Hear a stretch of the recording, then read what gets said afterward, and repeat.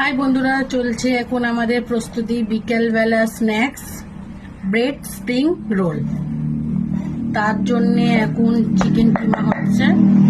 এই যে চিকেন, এখানে তার আগে করে রাখা আছে ক্যাপসিকাম কুচি, তার সঙ্গে আছে পেঁয়াজ কুচি, বাঁধাকপি কুচি, দেন গাজর কুচি।